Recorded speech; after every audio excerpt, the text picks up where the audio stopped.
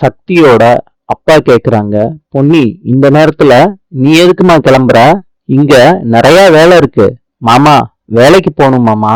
உஷாவுக்கு பொறுக்க முடியல. இன்னைக்கு என்ன பொன்னிக்கா வளகாப்பு? எனக்கு தானே மாமா வளகாப்பு. இந்த பொன்னி இருந்து என்ன பண்ண போறா? பொன்னி நான் கிளம்புறேன் மாமான்னு சொல்லிட்டு கிளம்புறாங்க. சக்தியோட வீட்டுக்கு 3 பேர் வர்றாங்க. அவங்க சொல்றாங்க, நாங்க அழகு நிலையத்துல இருந்து வந்திருக்கோம்னு சொல்றாங்க. அப்ப உஷா பாக்குறாங்க, பொன்னியும் அந்த 3 பேர்ல ஒருத்தங்களா இருக்காங்க.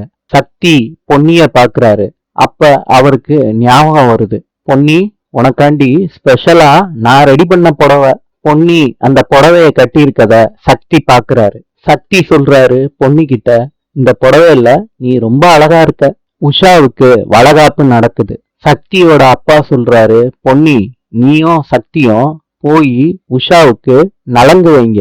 உஷா சொல்றாங்க, எனக்கு பொன்னி நலங்கு வைக்க தேவையில்லை, எனக்கு சக்தி மாத்திரம் நலங்கு வச்சா போதும்னு உஷா சொல்றாங்க. அப்ப கூட இருந்தவங்க சொல்றாங்க, பையன் மாத்திரம் நலங்கு வச்சா நல்லது கிடையாது, தம்பதியா சேர்ந்து நலங்கு வச்சாதான் பொண்ணுக்கு எல்லாமே கிடைக்கும். இத கூட இருந்தவங்க சொல்றாங்க. பொன்னி ஓரத்துல நிக்கிறாங்க. சக்தி கைய பிடிச்சு கூட்டிட்டு வராரு பொன்னிய. 2 பேரும் சேர்ந்து உஷாவுக்கு நலங்கு வைக்கிறாங்க. நாளை சந்திப்போம்.